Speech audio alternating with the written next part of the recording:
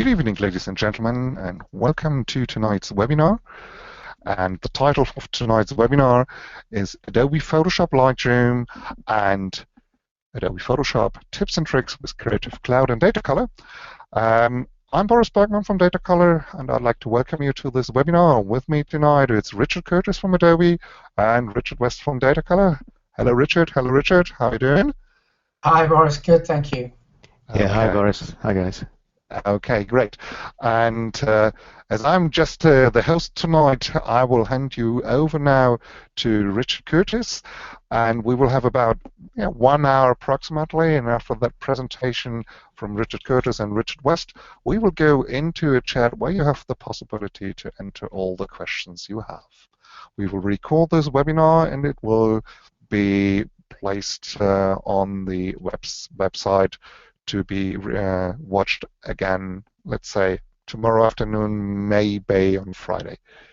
Okay, so what I will do now, I will hand you over to Richard Curtis now. Please, Richard, share your screen with us. You have now the ability to do so. Great.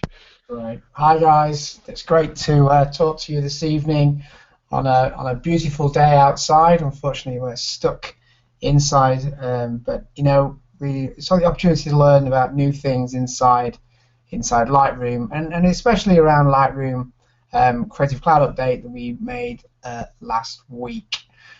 So as Boris said, my name is Richard Curtis. I work for Adobe here in the UK, and my primary role is around digital imaging, but I also look after 3D and 3D printing in Photoshop for Adobe here in EMEA. So if any of you folks are looking to get into the world of 3D printing and 3D in Photoshop, then drop me a mail later or find me on Twitter.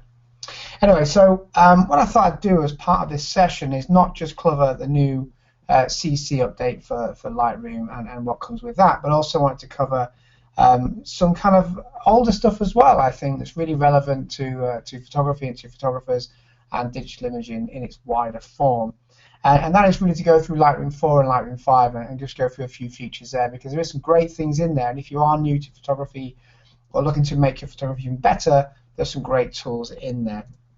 It also gives me an opportunity to actually show you some quick tips and tricks on how to make your photographs look even better without really working too hard in post-production. And really, you know, for me, that's the end goal, is to get my pictures edited and done and completed very quickly so I can publish them to my website, in this case Behance. It enables me to go out and shoot more content and get more and get better at my craft, and actually, you know, create more content on my portfolio for people to view. Okay, so this is going back quite a few years now, but it's still a really valuable a valuable feature that we put into Lightroom 4, and that's the shadow and highlight sliders. So I'm just going to move this picture that you see here into the development mode to give you a view on what's going on here. Now you can see with this picture, it's obviously the Eiffel Tower, but you can see here that it's pretty flat. But if we analyze the histogram on the right hand side in here, the histogram is telling us where the tones of the image lie and where the colors lie in the image, and you can see there, or in fact if I press the J key to turn on the highlight and shadow clipping indicators, you can see there that actually we're not clipping any of the highlights, we're only clipping a bit of the black, and that's okay. It means actually that the exposure isn't too bad. It's got everything in the tonal range of that picture actually in the picture itself. However, it looks flat because everything's kind of compressed. So to pull that out, we can use these two sliders. I actually use the base sliders in the basic panel to enable us to do that. Now, the organization of Lightroom is thus that you can start off at the top through the basic panel and then go down through each other panel to work on your pictures. Now, ultimately, Lightroom, or both Lightroom and Photoshop, are image enhancement tools in its kind of basic form, and where Photoshop has the ability to be able to do composites as well. But Lightroom as an entity is just really around making very simple adjustments to your pictures, and the idea being that you should try and get your photograph right in the camera. So for me, if there's something not right in my picture that I can't fix within 5 or 10 minutes, it means I didn't do a very good job on the camera, so it means I have to go back and either shoot it again or get rid of it and put up with the fact that I don't have it. And then sometimes that's okay, because it means that I can actually, you know, focus on the pictures that I really want to show, not on the pictures that I just think I want to show. Okay, so let's look at this. We've obviously got a few things we can set up. First of all, we've got the white balance, which I'm sure that everybody knows how to set up. But the white balance can be chosen from a list. It comes in from the camera as shot, and all this data comes in from the camera automatically. But I can also move that around and move the little white balance picker around, so I can pick up the white balance manually and set that to where it needs to be. Now, if you're using something like a spider checker, which Richard will talk about later, and I'm using grey cards, which is always advisable if you're shooting in really weird conditions, I can actually use this to pick up the grey card setting from the first shot and then use that for every other shot that I've taken in that shoot, which is really, really handy to have. And I sometimes do that myself when the conditions are a bit weird. Although sometimes I do use the grass and use the sky, because that gives me a good grey balance as well. Now, let's get on to these sliders. I don't need to change the exposure much, because actually the exposure is pretty good. We're right at the end. You can see here, we're right on the edge of where the histogram is, and we're going to clip the highlights. So moving the exposure to the right won't really help. Moving it backwards, which would just put my shadows in the black, so that's going to be no good to me either. So the highlights and shadow sliders are great to open up the tonal range of the image. This is almost like HDR on a single image. So it means that I can open up my highlights and just open up all my highlight values. And you should be able to see there, I get now more shape to the sky, which is going to help me show this image off to the viewer. Now, the real great slider for me is always the shadow slider. And the shadow slider enables you to pull out all that detail in the shadows. Now, for me, these two sliders are absolutely belt and braces. Every single picture goes through these two sliders, because it just means that you're going to stretch the histogram out right, and you're going to get all that tonal information. Because then what you're going to do is you're going to work out where your shadows need to be, so you're showing more information about the picture. And then you're going to clip the whites to the point where the red comes in. Now, the red is showing because I've turned on the J key, or I've turned on the clipping indicators that are indicated here at the top of the histogram. So I want to clip the whites just to the point, but I can obviously, for creative effect, pull that back as well to give me more interest in the sky. Now the blacks, you know, I'm very similar to Don McCullen, who will clip the blacks quite heavily. So my blacks clip quite early. So you can see there that everything in black is clipping, and if I take off the J key, you will see that I've clipped quite hard to the blacks, and what that's going to do is it's going to give me loads of contrast. I can obviously boost the contrast by using a contrast slider, and that's something that I might think about doing, just to add that little bit of touch into the contrast areas. But what I will always do is add some clarity, and clarity adds mid-tone contrast. So if I just boost the clarity up, you'll see there I get a real punch, and the image just comes out of the page almost three-dimensional, which enables me to really kind of get the viewer to really think about my picture and start following those leading lines that I have inside the picture. Now we've only just changed 1, 2, 3, 4, 5, 6 components of this image, so it took less than a minute to do this in the edit. And look at the difference that we made if we go to the before and after view. Huge difference there. So you can see that by just using a couple of sliders, as long as you get the picture right in the camera and make sure that all the tones are there and you're not clipping any highlights, then you can actually make amazing pictures very, very quickly. And for me, that's almost good to go. I might want to put a crop in, because I think at the minute it's a bit weak. So what I might do is just pull a crop in. I'm going to keep the original aspect ratio, although I could choose different ones to my liking. And I can also lock that aspect ratio in, which means that I'm not going to freeform the crop. And all I'm going to do is just pull the crop down and get to a point where I think that potentially is a stronger image. A stronger image means that you're filling the frame, you're putting things on maybe thirds, or you're putting things on golden spirals and this type of thing. By the way, if you want to look at that and not sure what I'm talking about, this is the grid on the crop.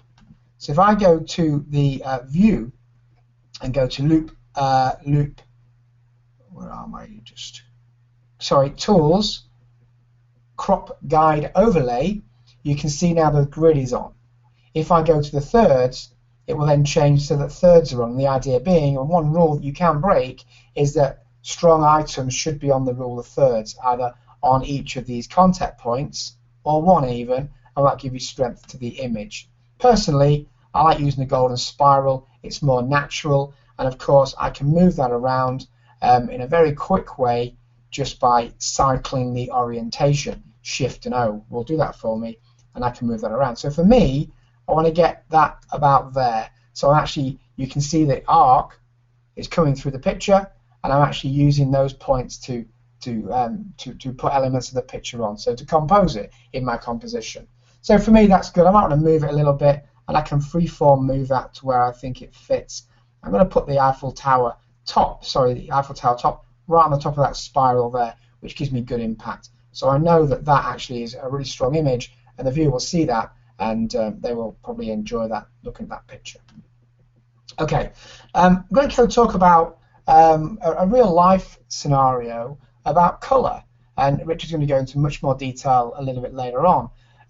But colour to photographers is really important, super important. So, you know, all screens should really be calibrated to the ICC profile, which means that when you're working with colours, you're working with the correct colours on the screen and not working with colours that might be off the ICC profile, which just means that when you're making adjustments, that the colours are right. And it's really important when you print. So if you are getting colour shifts on print, it might be the fact that you're not colour calibrated properly. Now, this was taken with one of my cameras, and I've profiled the camera using the Spider Checker 24.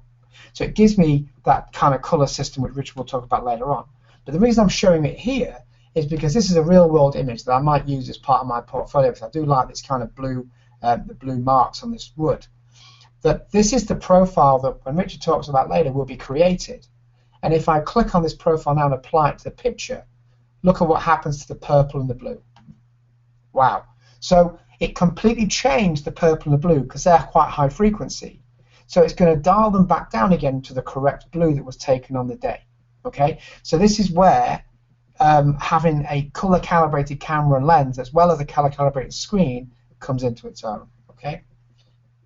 So I'll just show that again. I'm just going to run backwards and then click on that profile, and you can see it change. Quite dramatic. So I always make sure that all my stuff is color calibrated. It just means that the color is going to be right pretty much every time.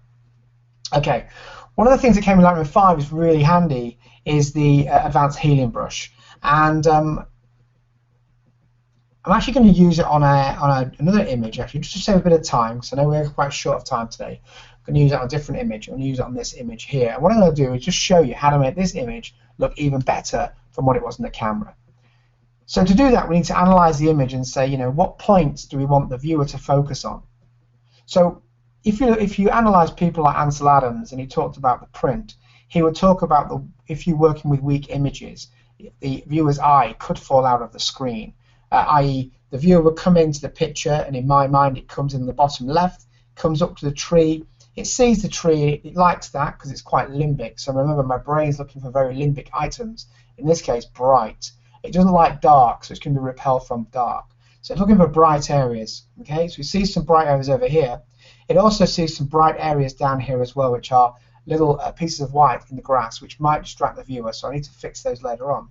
But what Ansel talked about was a weak image can lead a viewer to actually come up here and fall out of the frame and go to the next picture. And the whole idea of this is to get your viewer to stay in your picture, in your frame, because that's the most important thing to view on. So let's fix this, and we'll show you a couple of new features inside Lightroom CC that really helps us do that. So let's move this to the development module. Now these are real live images, they're real live raw files, they're not small JPEGs. I did shoot this myself, so I kind of, I have this in a frame actually upstairs, so I did print it because I do like the image itself. Now the first thing we need to do is look at what things we need to change on this image. Remember, Lightroom's a toolbox for working with pictures. So look at my exposure and just check it, and you can see there that I can actually push the exposure up by 1/3 of a stop. Okay. Now I'll lose a little bit of the highlights, but I'm going to pull that back in a second using the highlights slider. So the highlight slider, as we showed before, enables me to pull data back into the highlights, and shadow enables me to pull tonal range out in the shadows to give me a much more balanced composition of picture, enables me to work on my picture in a better way. Now the picture looks completely different. Again, go into my whites and my black slider and set those white points and black points up to give me more contrast, and then add some more clarity. It doesn't really matter what order I do these in, because I'm going to, using Lightroom's non-destructive editing process, it means I can go in and make changes whenever I like, and I'm not having an impact on anything in that process. So I can sharpen at this point if I wanted to do as well, and that's okay, and I can make adjustments after I've sharpened because it's all non-destructive, we're not going to damage any pixels. Okay, so this is okay still, but I still have an issue with the clouds and also with the edges, and also there's some white flecks on the screen as well. So to get on the white flecks, I'm just going to zoom in here. I'm going to zoom 1 to 1, and you can see I've got some branches and a little bit of cotton. I'm going to go to the healing brush, and in healing brush it's worthwhile noticing that we have visualized spots. And visualized spots can be used to actually dial in and show us any areas that we have, or any issues that we have in the picture. This is great for analyzing dust spots and things like that. So if you're printing and got dust spots in your image, it's definitely worthwhile looking at this and see if you have any issues with any dust spots. A quick glance over here, see what's going on. You can see some funniness over here that I might want to check out, and you might see some of the dust spots coming in because my sensors are pretty messy. In fact, there's one here that you can see, and I can fix that very quickly and get rid of that mark so I'm not being encumbered later on when I go to print. Now, I'm going to change the size of my clone heal brush and just use the disc to actually reposition the area that I want to fix. I'm going to use that area nearby. I'm going to turn off visualize spots, and you can see there that the image has been corrected from that issue. I also have the tool overlay set to auto, which means that when I move out of the development module into the side panel, it removes the tools away from the screen so I can see what's going on. Now I think the feather is a bit too hard, so I can dial it down and soften it by dialing down, or dialing up, sorry, the feather, which will blend that in quite nicely. So that's one way of using a clone heal tool. The other one is by using the advanced healing tool, which is in Lightroom 5, and that enables me to draw a mask over the area that I'd like to clone, and then I can use that masked area to fix the image. And again, I can work on my feathering to blend that in, and you can see there that it does a pretty good job in fixing it up for me. So now, if I was editing for real, I would get rid of all this white area as well, because that could detract from the viewer. And also, there's a few spots here, and again, I can just use my circular clone heal tool just to get rid of elements, and I'm not going to be too careful about it, but I would do if I was normal. I would probably even, to be honest, get rid of this type of thing as well, because I know the viewer might see that and they might grab onto it later with their eyes, because their eyes are looking for limbic things. So I might want to get rid of that as well. I'd do a better job if I was doing it for real. And press done. That's pretty much my edit done from a point of view of clone heal and get rid of things that I don't want. And now what I want to work on is the sky. So for the sky, I'm going to use the gradient filter. Typically, gradient filter is used to hold light back in the camera on the lens. But the gradient filter and the radiant filter inside Lightroom enables me to actually make adjustments on any effect inside Lightroom. So be that exposure or clarity or whatever it may be in my panel. And you can find that here in the effect. Any of these I can modify and manage. So I'm just going to pull this down. A grad is normally a straight filter that I can then move to the side and move off center a little bit. And the idea here is I'm going to dial exposure down and just dial it to a point where I think the sky was pretty moody on that day. It was about to rain. And I want the viewer to experience the same thing as I experienced, which was it's going to rain, we're going to get very wet, we better either make it home or better use some waterproof gear to do that. So you can see there what happens when I turn the overlay on, and the overlay is the mask that this is creating for me. You can see that actually it goes into the mountains, and I really don't want that to happen because I want to darken the mountains down. I want to blend that gradient filter into the sky, into the mountains, so there's no seam. And at the moment, you can kind of see a seam of exposure change.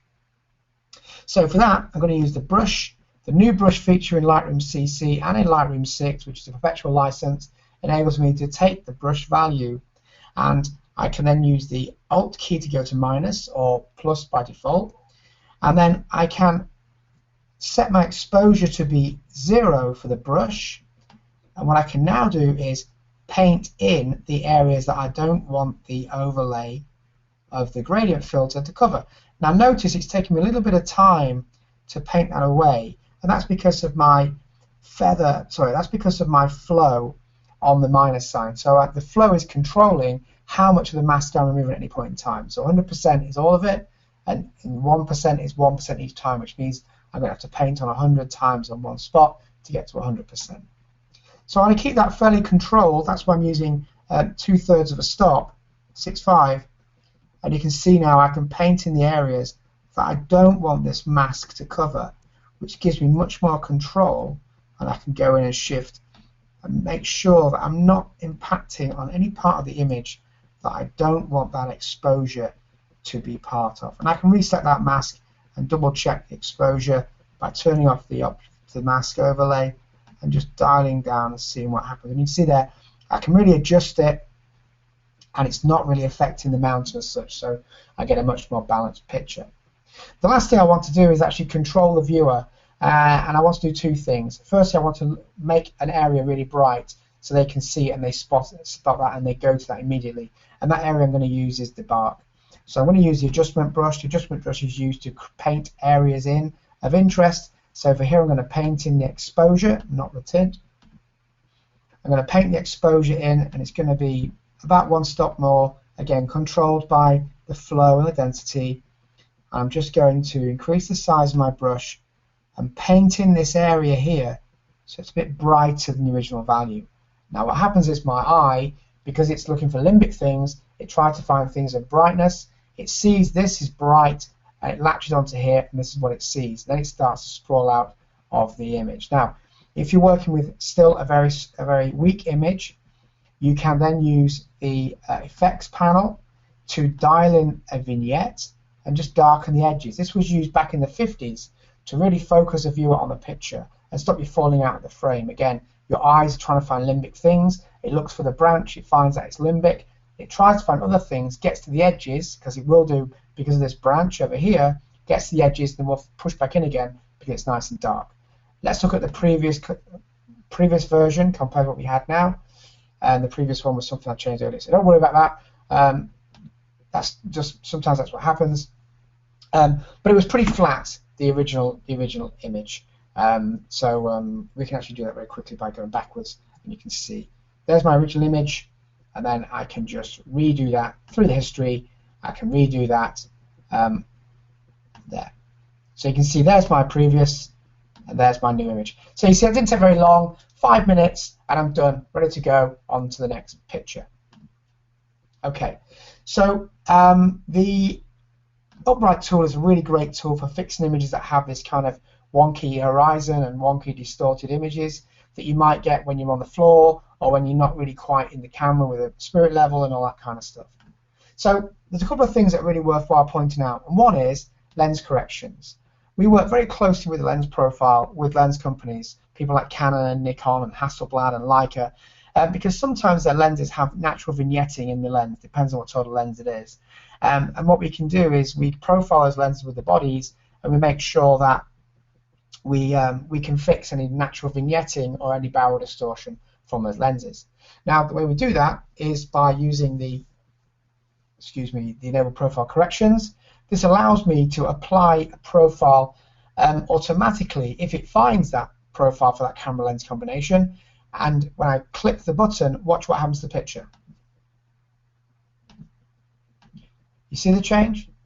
It's very subtle, but it just means that I flatten the image out and get it ready for working. Now, this isn't important for the next step, but it's always worthwhile making sure that you have profile corrections turned on, because it just means that you're going to get rid of any distortion or any vignetting. You can always put vignetting back in again, but it just gives you that kind of base look that you kind of want to start working with. And then the auto is going to just basically correct that picture for me, and is going to correct the horizontals to correct the verticals. You also have other options as well. You can set the level and the vertical independently of each other, so you can control that where you want it to be. Now this will do an automatic crop, but you can actually remove that just by going through level or through vertical. Of course, you may get something a little bit more exaggerated like this, where you have everything's wonky, but you've also got these converging verticals. And for that, I can enable profile correction, but actually I need to do a full, and the full will perform a full 3D warp of this picture to correct it. So it is going to move pixels around, so use it sparingly. But the idea is that I can press the full, and it will give me a pretty good way of fixing that picture straight up. If I need to manually correct it, I can then go into the vertical and just shift it vertical and make sure it's all lined up to where it needs to be. And then I'm pretty good to go. So I can keep working on my pictures. The whole idea of Lightroom is A, it's non-destructive, but B, it's ultra fast. It gives you access to get to your edited content very, very quickly, but also safely. The radial filter is a great filter to have, and for me this is kind of a real big saver when it comes down to working with images like this, and this is useful for portraits as well. So imagine the scenario where you look at this picture and you see the cowboys and you wonder what the story is, and your eye immediately goes over to the bright spot over here because it's limbic, and it looks at that and says, oh, I like the shiny brightness over there, I'm going to focus on that bit. But you kind of miss the point of the picture because the picture's all about the cowboys. Now, we could use a post-crop vignette, and a post-crop vignette will do a really good job in pulling in a dark area around the edges, and that will keep us in the frame. But in this instance, it won't actually keep us to the cowboys because we've still got this bright area in the picture over here. Because the post-crop vignette cannot be altered from its center point outwards, you haven't got control of where you put it. So if I go backwards, I'm going to use the radial filter now, and the radial filter can be used to actually make adjustments anywhere on that radial. You'll see that it goes darker in the cowboys and brighter elsewhere. That's because my exposure is set to 1.24. If I dial 1.24 down and the exposure slide down to the dark areas, you will see now that we change the picture so that the cowboys are now the center point of the picture, and you don't get pulled into that light area over here because you've dialed the exposure down. So a real simple trick to get your viewer to looking at your picture and exactly the point you want them to look at and the story you want to take away from your picture. Okay, so that's the radial filter. It's amazing on portraits as well, and it can potentially save you so much time where previously you'd use grads to do it and this type of thing and painting with a brush. This will give you a really even control over your images and get you looking really amazing very, very, very quickly. Okay, so in Lightroom 6 and Lightroom CC, we've already seen we've got the filter brush, which is really handy. That can also be used, by the way, on the radial filter. We also know that photographers like shooting HDR, so we previously had a way to create HDR using Photoshop and using 32-bit TIFFs. But actually, we feel photographers need a faster way of doing this and in line with the Lightroom workflow. So what we've done now is we've put Lightroom automatic HDR building inside the Lightroom container. If I select these three images, you can see, if I just show them in survey mode, you can see that one is actually the meter point, one is one stop under, and one is one stop over. And what you'll find with this HDR in Lightroom is that you might not need to shoot 5 and 7 frames. You might be able to get away with 3, maybe even 2. Okay, so it's something to think about when you're shooting, and that's really important when you've got things like clouds that are moving and any foliage that is moving as well. If I right-click on these 3 pictures and go to Photo Merge, I now have HDR. Now HDR stands for High Dynamic Range, and what it's going to do is it will bring these 3 pictures into one picture and give me access to all the tonal range across that whole picture was brought in from the other pictures, which means that I can actually get that picture back as a single image down to what I shot it on the day. And what Lightroom will do is, because it's working in 32-bit, it means that I'm able to put more content in than I could do with the normal 16-bit, so I don't have to commit early and make this really kind of oversaturated HDR images. I get a really natural look and feel. So HDR, if I just push it, we'll just go into the HDR preview module and bring those files in. Like I say, these are real-world files. They're not little JPEGs. They're proper files. It will create me about a 200 meg file. Now, the difference between Lightroom and Photoshop is that Photoshop would focus on a 32-bit TIFF. In Lightroom, we create a 32-bit RAW file. That's right, DNG RAW file. So it contains all that raw data from those 3 pictures but blended together, which means that you really are working non-destructively on your raw elements. You can see that's a really good job. It's actually got an auto tone. If I turn that off, it will then just give me the basic metered version. Auto tone will build me a preview. And what it's doing behind the scenes is it's moving the sliders in the development module to get me to the right point. If I say merge now, it runs that in background, enabling me to carry on my work as I go forward. And what it will do is it will create me that raw DNG file. Notice the DNG file at the bottom. It will create me that by default. Now I can go in and I can just go into my basic panel and work on my highlights and shadows and dial it back to where it needs to be, and then put some clarity in to give it a boost and now it looks almost three-dimensional as it comes to the screen. So then I'm good to go and I can print it. But notice it's not overdone, and it's automatically managed any multiple occurring, or anything that doesn't occur of multiple frames, like movement of trees and stuff like that. And that's selectable inside the feature. The other thing, of course, with photographers is that they like to create panoramics. And here I have a set of files that I shot in the Cumbamella last year, and this is showing the whole kind of landscape of the Cumbamella. It's showing the pilgrims, it's showing the tents, it's showing the water, everything about it, and so I really like it. So I want to pull this into panoramic, and previously you'd have to go into Photoshop to do it, but actually now I can go into panorama in Lightroom, and exactly the same as in HDR, it will go and pull those pictures together and create me a single base picture based upon the way the photographs were taken and any symmetry that you have with those pictures. And it can also automatically select the projection, or if you are doing it manually, you want to pick cylindrical or spherical for a normal landscape. If you get any buildings in there with any perspective distortion, you want to use perspective. It'll correct the perspective over multiple frames as well. You've also got auto crop, which will pull an auto crop in at the minimum value of that crop factor, and then you can press the merge, and again push it back into the background, creates me a raw file, and enables me to create a raw panoramic, which I can then go back into later. Now again, this is a raw file, these are real world images, so again it's going to be a 200 meg file, maybe slightly more, depends on the camera that I use to shoot it. It was a 24 megapixel per image camera, so you know I've already got quite a lot of data there. Now that will whir away and work. It should be there in a second. And the next feature I'm going to talk about while it's doing that, oh, actually, it's just done it. So it's actually pretty quick at building that together. And you can see there that there's my panoramic. And now I can go into the development module.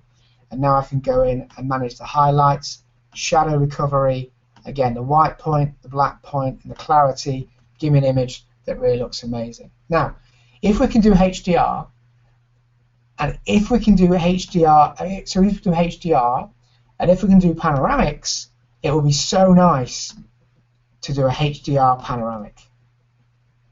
Let me just delete that one for now. So that the idea of a HDR panoramic, which is really hard to do in camera, by the way, because it's really hard to get the gradient filter over the top of the camera in the first place to do panoramics over multiple ranges. It's also very difficult to put them all together. It's also very time consuming. It's also impossible at the current time without Lightroom to make a raw file from that HDR panoramic. So to give you an idea of what I'm doing here, I've got 5 sets of images. Each set has got 3 pictures, and each one is a metered point, 1 stop under, 1 stop over. Now each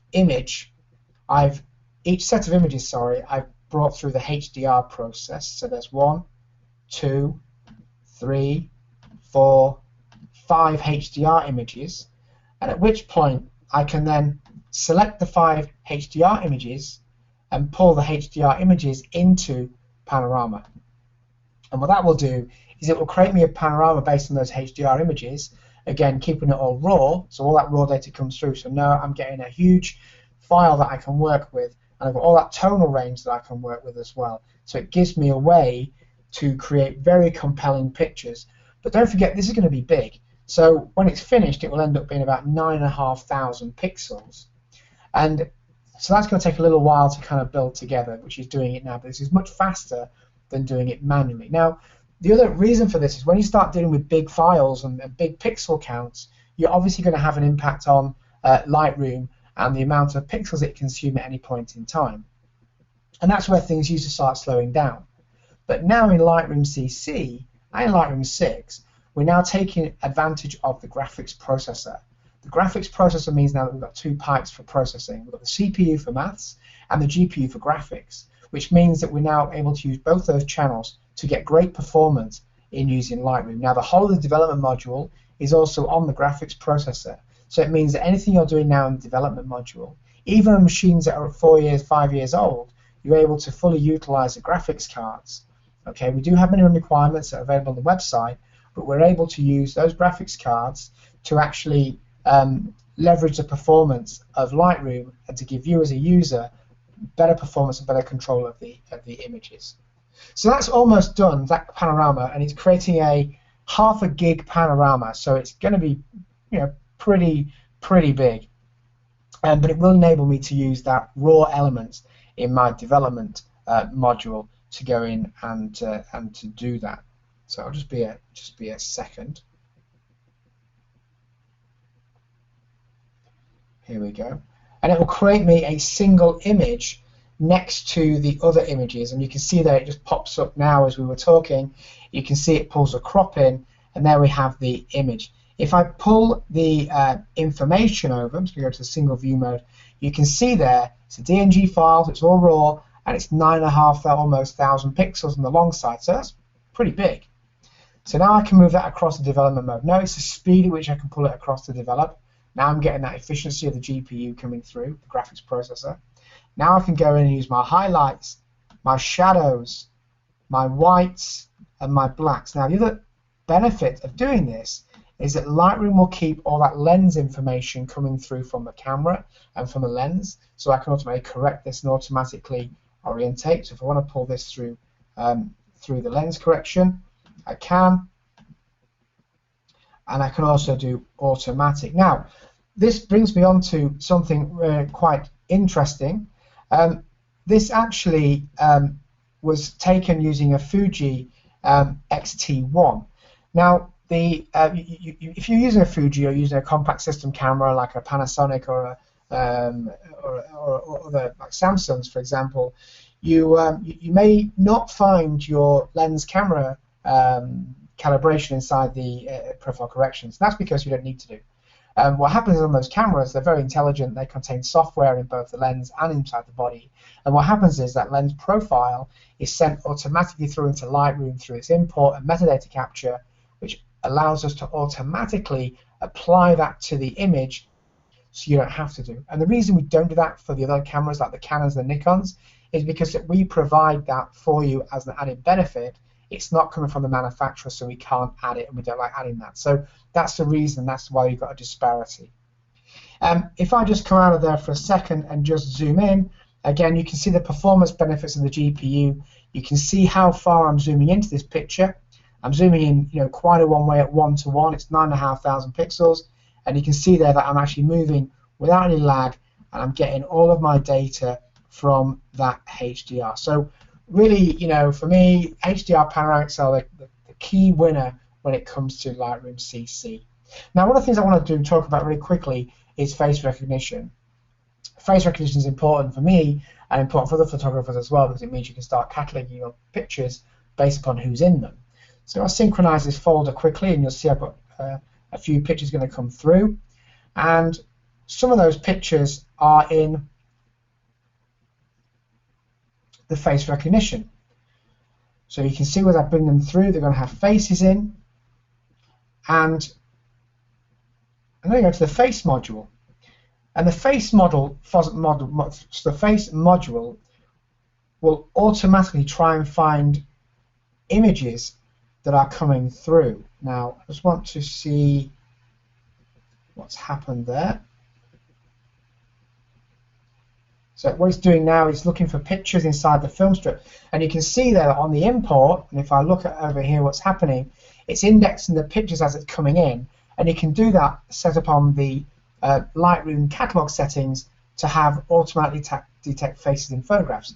You can turn that off, of course, if you want to do, but it's not having an impact on the process of Lightroom because it's all done as part of the import. Now you can see there that it's found pictures of me and of my co-worker Rupert. I can very quickly say, yes, that is me, that is Rupert, that is Laura. Okay, I can change them if I like to as well. That is Frank, one of my buddies, my photo buddies. And you can see here that I've got myself here as well, a group picture, and also Jane as well. But unfortunately, Tim's not. Mark is. If I go to click on the picture, double click, it shows me that I've got some missing people, i.e. just this one, and I can type in Tim. And what it will do is add me. I can also use my manual adding as well, and I can actually add in David, who people may know as David Stanbury, and you can have him tagged as well. And what we're doing there is we're going to add them into the keywording. So now you can see we've got Jane, Mark, Richard, Tom, and Dave all in the keywording, so I can find those pictures very, very quickly, very, very easily. Anything that I don't like, I can say Tim's there. If I don't like, I can say no, it's not. And what Lightroom will do is it will learn and it will look at my images on the next import and try and match them up based upon the knowledge it has from previous imports. Pretty nice. Now, I just want to go into Lightroom Mobile very quickly. Lightroom Mobile is enabled using the Preferences panel in Lightroom, and you can turn that on by signing in to Lightroom Mobile. By the way, as an aside, the performance for GPU is enabled using the Performance tab over here in Lightroom as well. You can turn it on and turn it off. Depends on your processor. You may need to fiddle with that a little bit, wrangle with that. Okay, I've logged into my Lightroom Mobile. Now, it so happens that my pictures that I want to publish on my Lightroom Mobile on my iPad have actually all been tagged in my Lightroom Mobile collection. So Lightroom Mobile works on collections, and to do that, I can just put them into that collection and then click the Synchronize button. And what it will do, and you can see at the top here, is Lightroom will automatically start synchronizing with Lightroom Mobile. Now, I'm just going to go in and show you Lightroom Mobile quickly. If you haven't used it, it's definitely worthwhile having a look at. It just allows you to work on your pictures on the go. You do need to have a wireless connection, but it does mean that you can work on your pictures. Now, one of the beauties of using Lightroom Mobile is that we're going to send your raw data in the form of a very small smart preview to the iPad.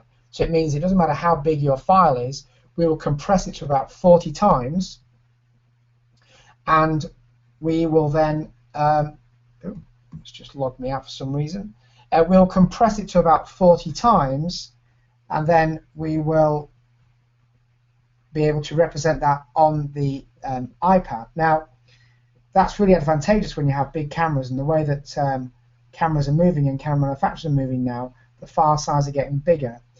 It's actually the data that you get with Lightroom Mobile and Creative Cloud is the Lightroom Mobile data is actually free. You don't pay for that. It doesn't impact on any of your Creative Cloud Alliance.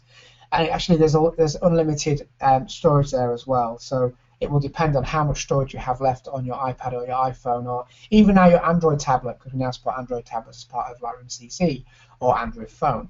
And you can see here that my pictures come through, and I can make a very quick edit on my pictures. I'm not changing color, so you don't have to worry about any color profiling or any kind of calibration for the iPad. You can just edit your pictures and work on the highlights and shadows, and maybe any kind of effects that you might want to work on. But you can see befores and afters, you can slideshow, you can preview, and you can even present. Now, one thing I do want to show is, before we do that, is a new app called Adobe Slate. And Adobe Slate is a great way to show stories that you can build on your iPad. Now, I built one from this story of the day, and the idea here is that you get the application, you've got ideas that you can build, but inside projects, you've got, in this example, the Fire Balloon Festival project, and this is just like a kind of a continuous streaming project. I put text in here by using a text word processor, just type my text in, and then I put my pictures in to give me some context and headings and that type of thing. And the idea is that I can go in, I might want to change something, so I can click on the little plus, which allows me to put photographs, text, links, and photo grids in there. But if I go down to the photo grids, you'll see that I have now a collection of photographs that I can now click on and edit. The beauty of this is that all that content is now coming from Creative Cloud and also from Lightroom Mobile, and that Lightroom Mobile collection I synchronized from Lightroom. So now I can go into my fire balloon story, and I can actually add in a picture into the grid, and I can actually move things around to make sure it fits within the story that I want to tell. And when I've finished, I can then come back and carry on editing. So it's quite seamless, really smooth. Once I've finished my edit, I can then push this out to the web and socialize it. Push it out as a clipboard with a URL, or I can send someone with a mail or Twitter or Facebook, or even copy the embedded URL and have this appear on a blog. So lots of different options there for publishing your work and your content. So that's pretty much what I want to show you as part of that. So hopefully you found something there that was interesting and useful to your photography.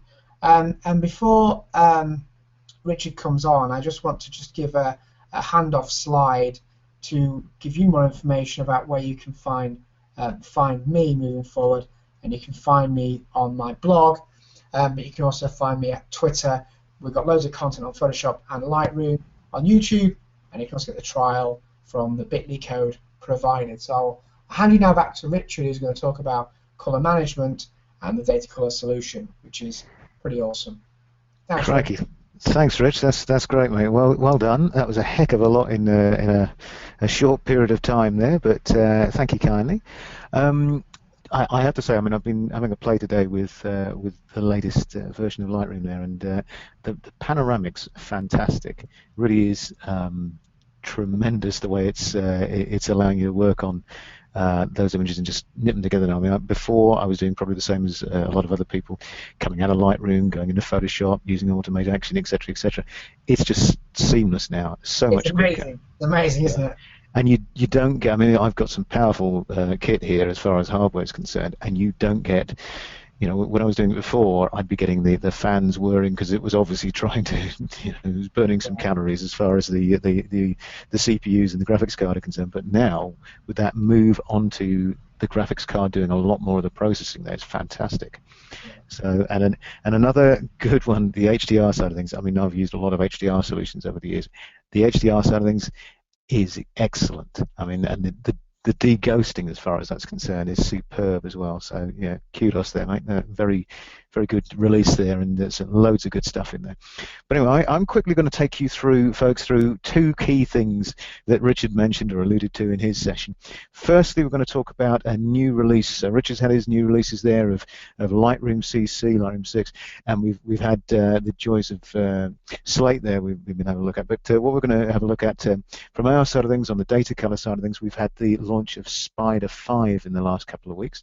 Now, for those of you who perhaps haven't quite appreciated what color management is yet, Richard definitely you know, described it very well earlier on. Essentially, what we're worried about is not being able to trust when you're retouching, when you're doing all that great stuff that Richard was doing there. If you're not calibrated, if your screens aren't calibrated, if your devices aren't calibrated, then basically you can't trust what you're seeing. So therefore, that's where you need to get some sort of device to calibrate your screens. And of course, the issue here is the more types of devices we use, the more types of or different manufacturers of devices we use, then the more we could have differences between our different screens on our different machines. And of course, if we're trying to then print out those images, we also need to be calibrated all the way through, so that you can see on screen and soft proof on screen. Another great feature within Lightroom is the soft proofing. So be able to soft proof on screen how those images are going to come out at the back end of your workflow process. So key thing here, loads of different types of screens and devices. All of them age as well over time, and even between one, two, or three different screens made by the same people, they change over time basically, and they can be different due to different manufacturing processes. So we need some means of actually calibrating those, of correcting those into a standard. The standard is the International Color Consortium standard, and the tool for choice of doing this is the Spider. And now, as I said, the Spider 5's come out. It's able to do, and we've re-engineered it to handle a lot more future-proofing, so things like curved screens, TV screens, and you know, we're now into the realms of being able to handle 4K, 5K screens and projectors and so on. So therefore, really trying to set you up with a future-proof device here. Very simple the way it works. You don't have to do the complex putting profiles in places that you had to do in the past with screen calibration. Basically, it's very simple to use. Mac or PC based, runs on laptops, on desktop computers, you name it. iMacs in particular. The latest iteration has taken up from where the Spider 4 had left off, and being Spider 4 basically was unique pretty much in being approved to be recommended to be used on iMacs, because iMacs in particular have quite a large glass bezel at the front of the screen, can cause a lot of refraction in there. So straight away the 4 had been able to calibrate those. Now what we've done with the 5, we've raised the gamut again, raised the standard again, and getting so much more out of even older displays and less quality displays. But Essentially, it's a very simple process. You've effectively got a Spider, which is a USB-based device. It's got a bunch of sensors in there and filters, and it works with software that comes with the Spider. In fact, you download it nowadays, so you don't actually get a disk with the Spider. You just download the software from the website. Once you register your device, it always is up to date as far as that's concerned.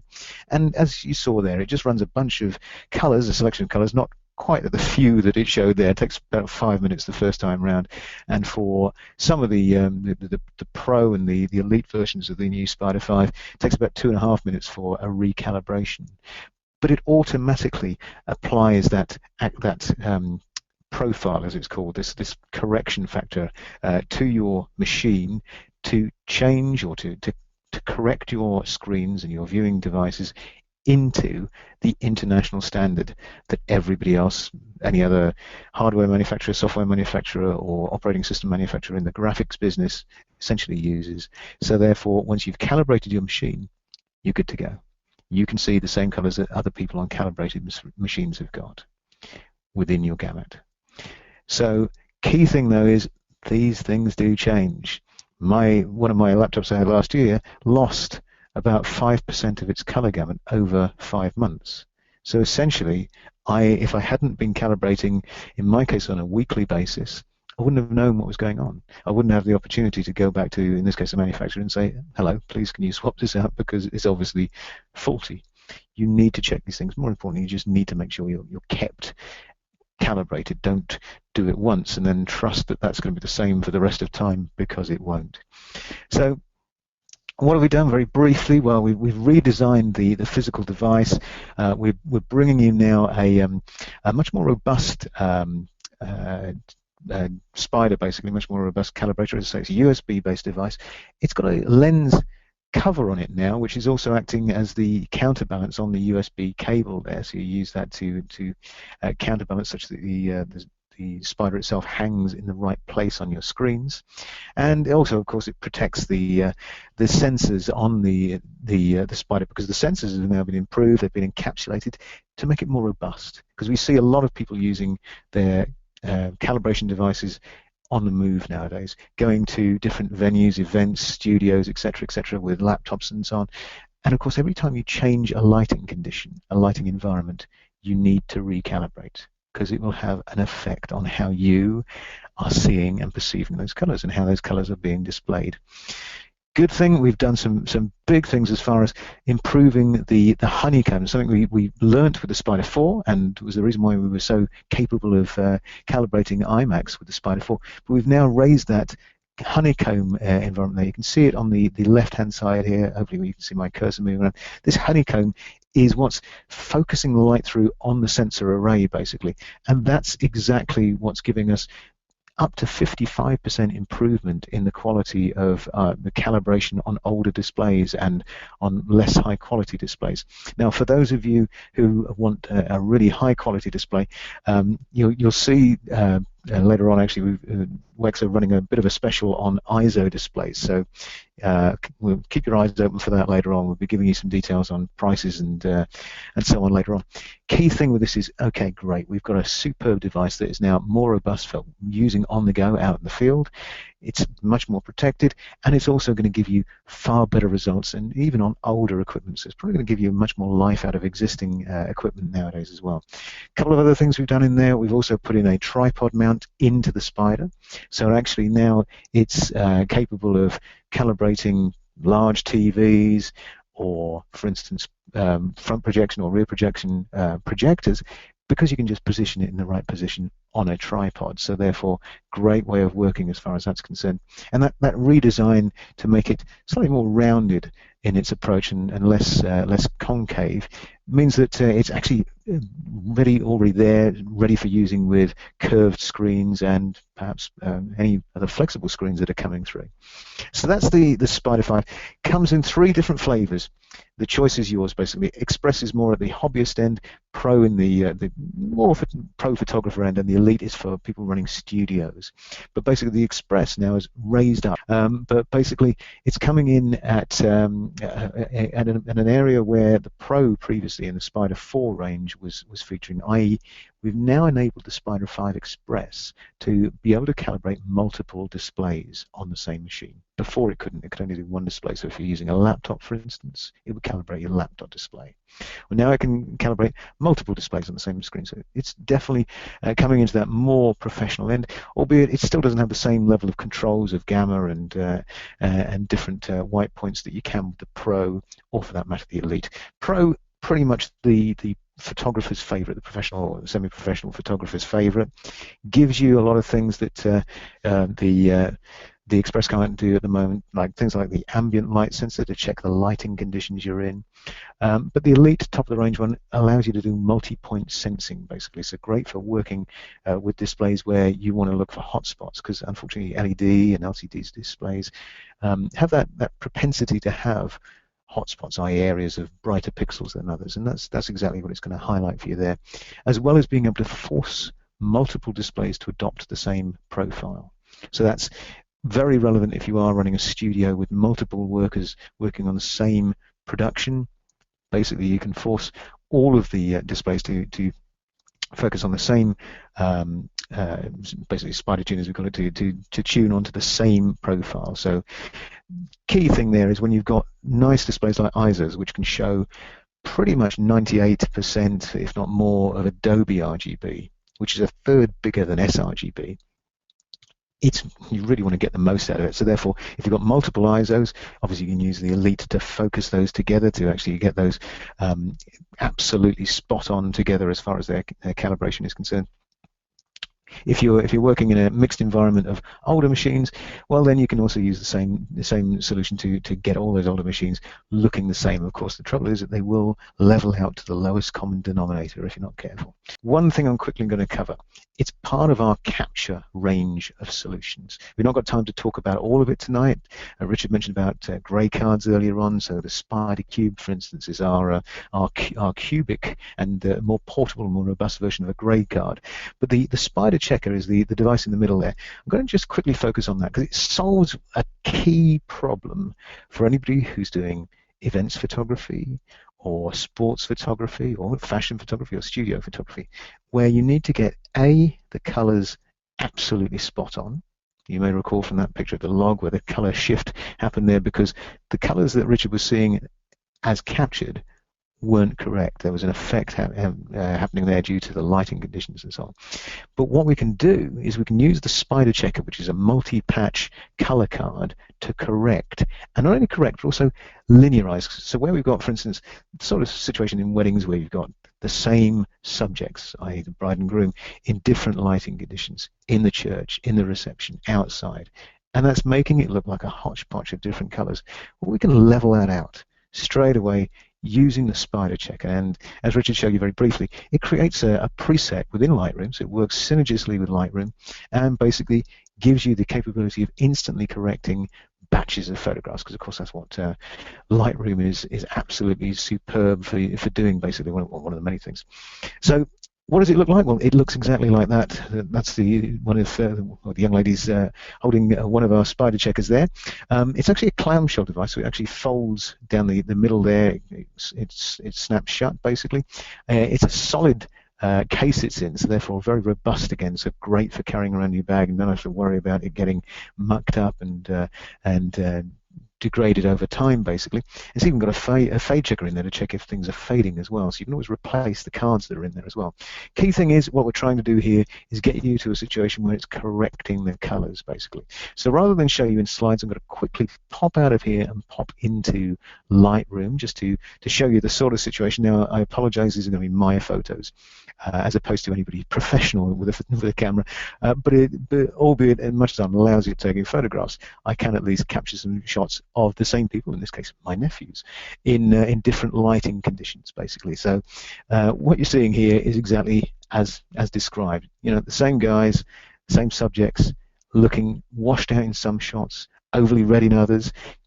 still taken badly because I can't correct the focus in here, and I can't correct people having their eyes closed. But perhaps we can actually with other solutions within Photoshop.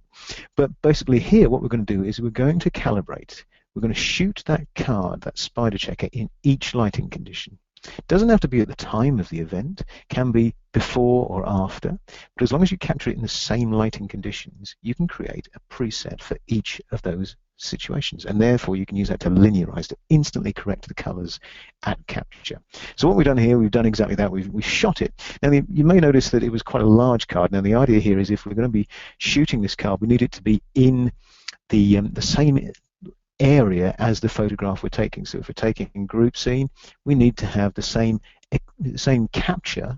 So you need to be focused on the same capture area as the actual photographs are going to be, or roughly. So essentially, it's no good using, there are some sort of small color cards out there. It needs to be a substantial size, such that A, you can tripod mount this because it's in a hard case, so that's great. Pop it in there before the subjects arrive, shoot it, but make sure you are capturing that whole area because you want the camera to be metering for the whole area. You don't want to be just metering for the card itself.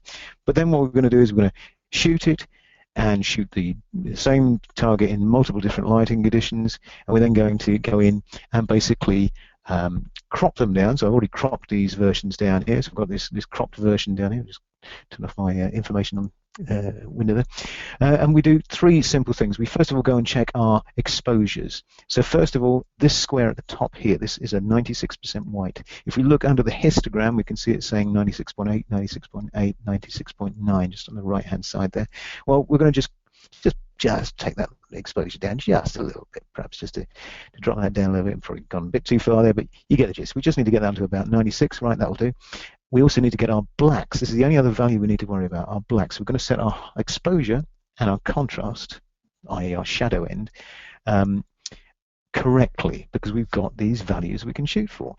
This is about 4% down here, so sorry, it is a 4% tile, and we're reading up somewhere around 4%. If it isn't correct, we'd use the black slider just to adjust that slightly, and then get it up to, that'll do. We'll say that that's near as damn it. The next thing we're going to do, we're just going to quickly, well, actually, we should have done this first. Apologies, folks, but we're going to quickly set the white balance using our white balance tool. So white balance, exposure, shadow end, just to get those values, those parameters correct. That's all we have to do, because now we've got a plug-in for Lightroom, which is not there. Where is it? There it is. And then basically, let's open that up in the Spider Checker app, basically. And what that's doing is it's going to quickly give us the opportunity to compare all those 48 squares with what I'm waving around now. This is the actual known values of those. That's the image behind it. That's the cropped image behind it. So I'm just going to move over the sample points. So each one of these small squares is going to read the color behind it instantly. Just by hitting the save calibration, it's going to read every one of those 48 points straight away and create a color calibration, a color correction, which will then be input into Lightroom. And you can then go ahead and basically calibrate away. You can correct all your images. So basically, what we're going to do is quickly give it a name. We're going to call that Cal 3 and click on OK. So just by doing that, we'll have created a new Cal over here. Where actually, in Lightroom, we do need to quit and then restart in order to bring that in, but we've already created one earlier on, is Cal 3, so that's just going to give us a correction to that calibration, basically. But let's see, more to the point, the proof of the pudding in these images. So what we've done, by creating a preset in this area of Lightroom, we can actually drag these presets into a folder, basically. So I pop the relevant presets for this particular photo shoot into a folder already over here. What we're going to do therefore is just say, okay, well, this shot was in the church. Let's correct that. Boom. And let's have a look at these shots outside the church. So suddenly we're seeing the colors being corrected. So there's our outside the church. There's the outside the church. So the colors being corrected. Exposures are being set correctly. We can now see this is a pink tie here. This is a gray tie on these two. So basically getting that opportunity to correct the different lighting conditions instantly, and not just correct them, but get them linearized as well. So we're getting the colors absolutely spot on, but then basically he's still got his eyes open, eyes closed on the right-hand side there, but as we go between the different lighting conditions now, we don't have that hodgepodge of different versions of skin tone, color of jacket, color of tie, color of you name it. It's spot on. It's correct, basically. And we've linearized out. So that was very briefly giving you a tour of the spider checker there. We're just going to quickly go into just tell you a little bit more about the spider checker. So let's just pop into here and say, okay, there it is. It's, as I say, clamshell-based device. You can see it in the top left-hand side here, actually tripod mounted, because that's one of the advantages of the spider checker. As mentioned, it works in Camera Raw, or within Photoshop and Camera Raw, and within Lightroom. It's a solid design, which makes sure that it's robust. You can see it actually shut down the bottom here, so it's about the same size as a tablet computer, basically. It also has a fade checker, which allows you to know over time whether your charts have faded. I mean, I have to say, mine hasn't faded in 3 years, but if you were working perhaps in the middle of the Sahara every day, leaving it open, perhaps it would. If it does, then you can always change these cards. Basically, so you've got two separate cards in there, one on the right-hand side more for skin tones, one on the left-hand side for generic colors, and also on the back of those you can flip them over and use it as a large grey card as well. So great device. Also has to be said, the one of the cards there is actually used within various different video softwares for video calibration as well, and of course having a large grey card is great for video calibration as well. I'm going to wrap up now and give you the opportunity in a few seconds to start typing in your questions on for either Richard or myself, and I'll quickly draw your attention to the fact that we have a free ebook. So if you do want to find out more about, in particular, color management, but you want to get tips on how to, for instance, look at color profiles, etc., and maybe profiling images for print, then by all means download this ebook. This is the URL at the bottom there is for the English version. There are obviously other language versions as well. But if you have any questions that we don't manage to get to answered tonight, then please give a call to our free phone line. There is a European free phone line, so that's hence the 2 zeros at the start of the number, 00800 700 870, or drop a line via our ticketing system via our website. There's the URL there, so http://support.datacolor.com. That's it, folks. We've rattled through a lot of information tonight. I hope it's been worthwhile. I hope if you've got some questions, please ask them now. It doesn't matter how silly. If they are silly, we won't necessarily ask or read them out aloud. We'll just answer you privately. We can do that. So just put private at the start of your question as you type it in. But I'm going to say thank you very much for your time. And at this point, I'm going to hand back to